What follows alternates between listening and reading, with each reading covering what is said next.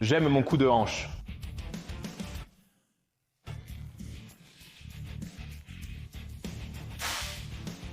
Quoi de neuf? C'est votre garçon Johnny Shreve, Fédération internationale de bodybuilding et fitness pro Mr. Tal. Comme il est, bienvenue de retour d'un épisode de la chaîne avec moi aujourd'hui les gars.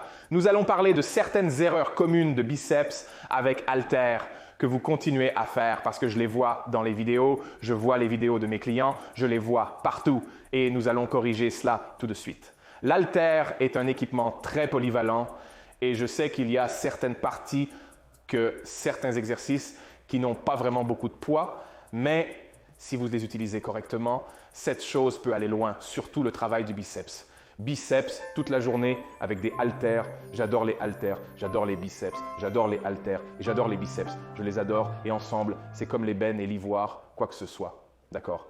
Numéro 1, arrêtez de soulever un poids qui est beaucoup trop lourd. Ma théorie est la suivante. Oui, nous comprenons qu'il doit y avoir une charge pour stimuler la croissance musculaire. Pour l'hypertrophie, choisissez n'importe quel nombre de répétitions entre 30 et 75, mais max. Évidemment, plus c'est lourd, moins vous pouvez vous entraîner fréquemment. Plus c'est bas, plus ça ne va pas vraiment faire grand-chose, n'est-ce pas? Donc vous voulez trouver ce juste milieu. Mais pour moi, je crois qu'il y a certains groupes musculaires qui nécessitent certaines charges en théorie. Écoutez, je pense que la poitrine, le dos et les jambes peuvent supporter une charge plus lourde. Pendant une longue durée, donc disons 75% du moment max, peut-être même parfois 80% pour les jambes, vous savez, le dos, peu importe. Quand il s'agit de quelque chose comme les biceps et les triceps seuls, vous savez, les épaules, je pense que vous pouvez commencer à réduire un peu la charge, donc peut-être 50% d'un mais max. La raison en est que certains de ces mouvements que nous faisons pour les biceps, la raison pour laquelle les gens ne peuvent pas le comprendre, c'est parce qu'ils soulèvent beaucoup trop pour commencer. Ils se concentrent trop sur la prise de poids et non sur la manière dont le poids est réellement déplacé. Donc pour moi, j'utilise entre 30 et 40 livres. Auparavant, je balançais le poids n'importe comment, comme au début de cette vidéo, tel un fou. Et cela ne m'a pas beaucoup servi. Je gagne mieux en force et en stimulation en soulevant des poids plus légers maintenant. Donc, juste pour des raisons d'entraînement, je vais prendre les bons vieux 25. D'accord, maintenant, peu importe comment nous faisons ces mouvements, que vous fassiez un curl supiné avec une main, un curl supiné avec deux mains, un curl marteau avec une main, un curl marteau avec deux mains, des curls Zotman. Curls inverses. Ces astuces et indices seront très similaires ou transférables pour toutes ces variations de curl biceps. Maintenant, le premier, c'est de se tenir trop large. Et parfois, se tenir trop étroit, trop large signifie que nous devons littéralement contourner notre poids, notre corps pour soulever ce poids. Trop étroit signifie que nous sommes un peu comme sur une corde raide. N'oubliez pas, la configuration est essentielle. La configuration peut être aussi simple que votre posture. Et je recommande juste comme ça, tout comme ma queue quand je parle de faire un soulevé de terre conventionnel, faites un saut circulaire dans l'air. Regardez-moi comme si je ne l'avais pas fait, c'est moi au naturel. Voyez où mes pas m'ont mené. Je ne veux pas voir tout le monde à la salle de sport à chaque fois qu'ils achètent des boucles d'oreilles. Sauter en faisant un sacré cercle dans les airs semble fou pour tout le monde. Vous ne voulez pas faire ça. Je dis juste de le faire une fois. Vous devriez être capable de comprendre. Si vous le faites une fois, si vous êtes assis là à tourner en rond. Pendant 1 heure, vous n'avez pas encore compris rien que je puisse faire pour vous. Je vais faire une vidéo sur comment tourner en rond, sauter en l'air et atterrir sur vos pieds pour obtenir votre position. Vous devriez pouvoir le faire facilement une fois. C'est une position athlétique, voilà tout. Lorsque vous utilisez des haltères, que ce soit pour des curls au marteau, des curls supinateurs à un bras ou 2 bras, gardez toujours les épaules en arrière et éloignez des oreilles. Ne vous penchez pas en avant, restez bien droit. L'objectif n'est pas de faire un curl dans une mauvaise position. De toute façon, épaules en arrière et éloignées de vos oreilles, je vais rester sur le côté parce que la plupart du temps, quand les gens font des curls, ils mélangent les choses. Premièrement, laissez-moi clarifier, laissez-moi juste, vous savez, mettre les choses au clair, c'est bien. Mes coudes, c'est bien. Vous voyez où sont mes coudes, c'est bien. Et cela aussi, c'est bien. C'est bien. Et cela aussi, c'est bien. Ce qui ne l'est pas, c'est ceci ou cela. Ou cela. Voyez-vous la différence? 1. Mes épaules restent dans la position tout le temps. Ceux où mes épaules font beaucoup trop de choses. Alors les gars, quand nous faisons des curls de biceps, une fois que vous comprenez que nous voulons être dans une posture d'épaule déprimée, nous voulons être ici. Et la façon la plus simple pour cela, les gars, est littéralement de laisser la gravité le faire pour vous. Laissez ces haltères abaisser vos épaules pour vous si vous craignez que vos épaules ou vos trapèzes se fatiguent. C'est parce que vous les élevez vous-même et faites travailler vos épaules. Donc, laissez les poids et la gravité faire le travail pour vous. Laissez-les déprimer vos épaules. Et maintenant, pendant que nous sommes dans cette position, ici, nous allons le faire encore plus. Nous allons pousser légèrement vers le bas de cette façon. Nos bras sont complètement droits. Nous voulons une pleine extension parce que notre pleine amplitude de mouvement va venir d'ici à ici ou d'ici à ici. Ça commence d'ici, pas d'ici. Donc, si vous faites des curls, n'arrêtez pas votre mouvement vers l'avant ici. Allez jusqu'ici ou de là, tout en haut, maintenant. Donc, encore une fois, c'est bien. Ce n'est pas bien quand le bras, quand les épaules se haussent, quand vous devez faire ceci et vous courbez et vous faites tout ce mouvement de fesses en anglais. Donc, ce que nous allons faire pour éviter cela, c'est encore une fois laisser les poids tomber au sol par eux-mêmes et ensuite, nous allons pousser nos épaules encore plus bas. Et ensuite, quand nous faisons des curls, nous allons continuer à pousser l'épaule vers le bas. Maintenant, je pense davantage à pousser mon coude vers le bas. Donc, je suis ici, je veux faire ça. Donc, quand je le tire vers le haut, mon coude reste toujours en bas. Même si je me recroqueville et monte complètement comme ça, ce qui est bien, au moins il est toujours en bas. Nous voulons monter et tirer comme ça. Donc, lorsque nous faisons un curl, le coude reste au sol, n'est-ce pas? Maintenant, encore une fois, il n'y a rien de mal à faire votre curl ici avec vos coudes en arrière. Si vous voulez le rendre plus difficile, lorsque vous faites un curl, nous allons pousser les mains ou le coude vers l'avant de notre corps, puis curler si nous faisons un curl supiné ou la même chose si nous en faisons un. À faire un curl de marteau va le rendre plus difficile qu'être en arrière ici. Ici est plus difficile qu'ici. Il n'y a rien de mal avec l'un ou l'autre maintenant, juste une rapide. Pour vous les gars, si vous voulez faire comme un curl supiné, n'est-ce pas? Nous faisons ceci. Et ensuite, vous voulez faire un ensemble de chutes mécaniques, vous iriez de vous, savez commencer d'ici et les faire ici, et ensuite votre ensemble de chutes mécaniques serait en arrière, ici, et ensuite faire comme ça. Il n'y a rien de mal à ça encore. La chose la plus importante est de s'assurer que nous gardons nos coudes, de s'assurer de garder nos épaules sur le sol. Donc, quand nous faisons un curl, nous n'avons pas ça. Nous n'avons pas votre piège qui monte. C'est super simple à comprendre, les gars. Vos pièges font ça. Vos pièges supérieurs, pour le rendre super simple, ils font ça et ils aident aussi à faire ça. Ce qu'ils ne font pas, c'est ça. Donc, si vous voyez vos pièges faire des choses dans le miroir, c'est parce que vous ne vous concentrez pas, vous savez, avec intention, et vous pensez trop à tirer cette chose vers le haut au lieu de déprimer l'épaule et ensuite de tirer avec votre biceps. Maintenant que nous avons compris cela, nous sommes sortis d'affaire. Il n'y a encore rien de mal à tirer comme ça. Le problème est plutôt de faire des boucles d'haltères, comme ça, ou de faire apparaître tout de cette manière. Et qui mène à la prochaine erreur que vous faites, c'est beaucoup trop de hanches. Si vous voulez rendre cela extrêmement difficile, disons-le ainsi, pour rendre cela le plus bénéfique et le plus efficace, arrêtez d'utiliser vos hanches pour tout, ce qui amène au point suivant.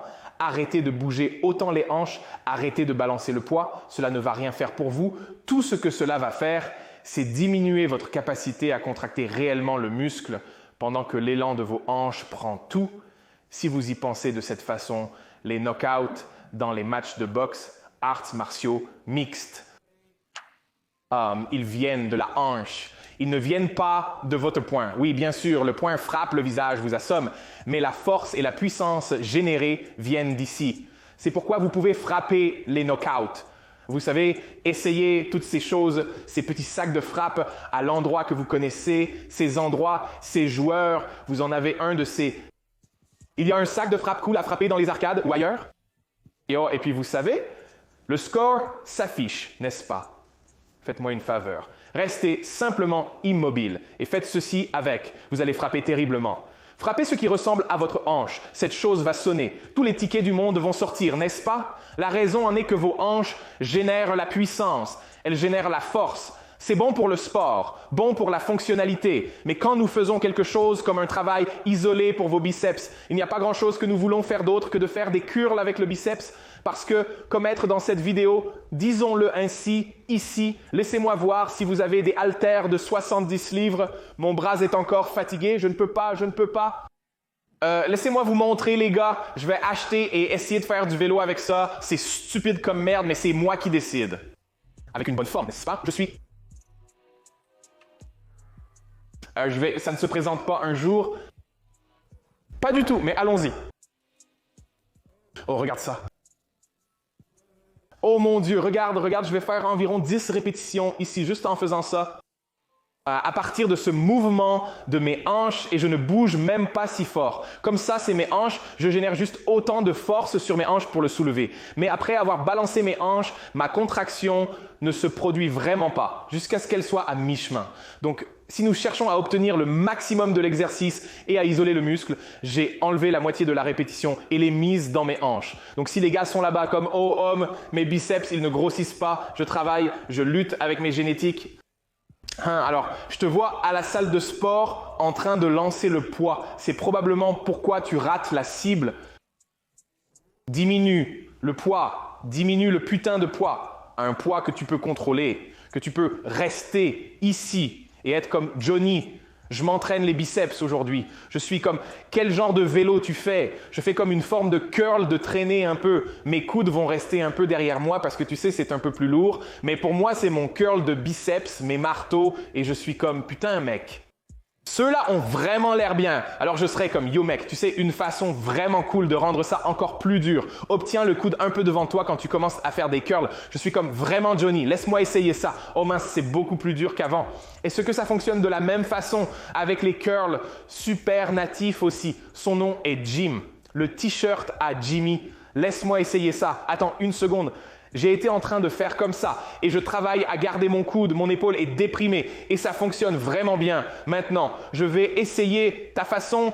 Attends une seconde, laisse-moi le pousser devant, ici. Et comme, oh mec, c'est beaucoup plus dur. Mince Johnny, ça brûle, ça fait du bien. Attends une seconde, d'accord, c'est ma faute Johnny, désolé. Je baisse les épaules et garde ce rayon sur les biceps tout le temps. C'est comme ça que tu veux faire des curls en contrôlant le poids vers le haut avec intention. Trouve une façon que tu peux utiliser pour y arriver et ensuite le contrôler en descendant, le bouger plus lentement. Littéralement, ce sont 25 livres que je peux facilement gérer et quand je fais des curls, je peux fléchir en montant et fléchir en descendant. C'est une autre chose que nous devons faire, c'est conclure sur mon dernier point qui est de flexionner ton muscle. Je pense que les biceps ont peut-être été l'un des premiers muscles que nous avons tous flexionné. Littéralement, quand nous étions enfants, en disant « Regardez-moi et mes biceps sont gros », nous faisons l'une de ces choses, n'est-ce pas? Nous avons pu soulever d'autres enfants, flexionner vos muscles. Tout le monde sait comment faire cela. Beaucoup de gens font cela souvent, ramassant des choses, ouvrant quoi que ce soit. Donc, une façon facile de se connecter à cela est littéralement d'aller comme ça et de flexionner. Flexionne ton biceps. Juste flexionne ton biceps. Fais ça. Continue simplement à le flexionner.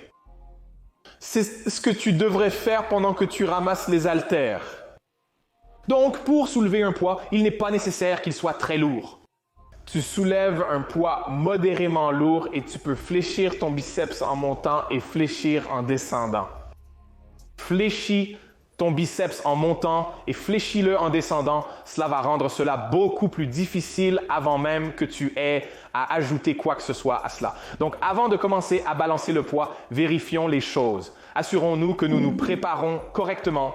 Nos pieds sont écartés de la largeur des épaules, saisissant un haltère que tu contrôles et pendant qu'il est dans tes mains, laissant le poids déprimer naturellement tes épaules, laissant tes épaules en arrière et loin de tes oreilles. Ensuite, lorsque tu fais des curls, il n'y a aucun problème à faire des curls comme ça et à avoir ton coude légèrement derrière.